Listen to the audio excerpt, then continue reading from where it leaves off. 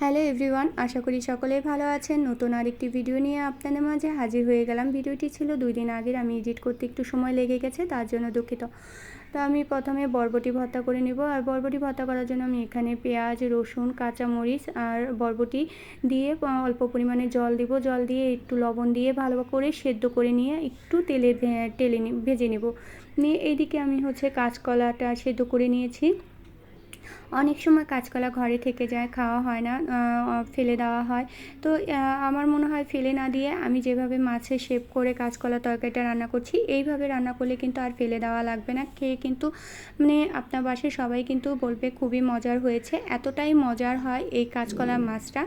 আর কাঁচকলাটাকে সেদ্ধ করে ম্যাশ করে নিয়ে এর মধ্যে একটু হলুদ, লবণ, একটু জিরা, একটু মরিচের গুঁড়ো, গরম মশলা গুঁড়ো দিয়ে আর সামান্য পরিমাণে ময়দা দিয়ে আমি এটা একটা আঠালো শেপ করে নিব। আঠালো ডোর মতো করে নিয়ে এটা মাছের শেপ দিয়ে কোফতা আকারে করে আমি এটা আবার তেলে ভেজে নেব। আর এর মধ্যে আমি অল্প একটু সরিষার তেল দিয়েছিলাম, ওটা ভিডিওতে স্কিপ করে ফেলেছি। আপনারা একটু সরিষার তেল দিয়ে নিয়ে তারপরে মেখে নেবেন। আর হাতের মধ্যেও একটু তেল দিয়েছি, আর তেলটা নিয়ে আমি প্লেটটার মধ্যেও একটু মেখে নিয়েছি। আর এটাকে আমি প্রত্যেকটাই ছোট ছোট লিচির মতো করে আমি মাছের শেপ দিয়ে নিব। খেতেও খুবই মজার, আর মাছের শেপগুলো দেখতেও কিন্তু খুবই সুন্দর লাগে। আর এতটাই মজার হয়েছে, মাছ মাংসও কিন্তু এর কাছে হার মেনে যাবে, এতটা মজার একটা তরকারি। তো আপনারা যারা এইভাবে কাঁচকলা দিয়ে রান্না করে খাননি এখন পর্যন্ত, আমি বলবো একবার হলেও বাসায় ট্রাই করে দেখবেন, খেতে কতটা মজার লাগে। তো আমার প্রত্যেকটা কোফতায় তৈরি করা হয়ে গেছে। এখন আমি পটল ভেজে নিব। পটলটা ভেজে নেওয়ার পরে এই তেলের মধ্যেই আমি করলা ভেজে নিব।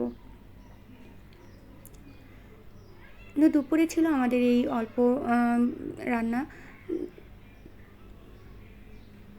তো পটল ভাজা হয়ে গেছে, আমি এখন পটলগুলো উঠিয়ে নিয়ে এর মধ্যে করলা দিয়ে দিব। করলাটাও ভেজে নিয়ে যে তেলটা থেকে যাবে ওই তেলেই কিন্তু আমি কোফতাগুলো ভেজে নিব।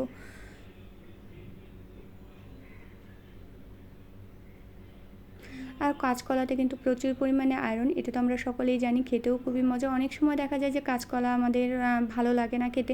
যারা কাঁচকলা পছন্দ করেন না তারাও কিন্তু খেতে পছন্দ করবেন। আর এইভাবে ভেজেও কিন্তু খেলে কিন্তু মজার লাগে, অনেক মজারই হয়। ওই ভাজাটাও কিন্তু অনেক মজার। তো এইদিকে আমি তেলের মধ্যে একটু জিরা ফোড়ন দিয়েছি, তারপরে শুকনো লঙ্কা দিয়ে আমি একটু লবণ, আর এর মধ্যে মশলার মধ্যে দিয়েছি আদা বাটা, জিরে বাটা, হলুদ গুঁড়ো আর মরিচের গুঁড়ো দিয়ে আমি মশলাটাকে কষিয়ে, আর এর মধ্যে টমেটো দিয়েছি একটা, দিয়ে আবারও মশলা কষিয়ে নিব। বেশ খানিকক্ষণ মশলা কষিয়ে নিয়ে যখন মশলা থেকে তেল ছেড়ে দিবে, ঠিক তখনই আমি এর মধ্যে পরিমাণ মতো ঝোল দিব। মশলাটাকে প্রায় কষানো হয়ে গেছে, এখন আমি এর মধ্যে ঝোল দিয়ে দিব। ঝোলটা অল্প পরিমাণে দেবো, মাখো মাখো ঝোলটা থাকবে, একদম বেশি যে পাতলা ঝোল ওইটা হবে না। আর নামানোর আগে একটু গরম মশলা আর ঘি ছিটিয়ে দিয়ে নামিয়ে নিব। আর গরম ভাতের সাথে পরিবেশন করব। খেতে কিন্তু খুবই মজার লেগেছে, এতটা মজার লেগেছে যে বলার মতো না। আর এটা আপনারা না বানিয়ে খেলে বুঝতে পারবেন না যে কতটা মজার। আর আমার এই ভিডিওটি যদি আপনাদের ভালো লেগে থাকে তাহলে অবশ্যই সকলকে দেখার সুযোগ করে দিবেন, পেজটাকে শেয়ার করে, আর অবশ্যই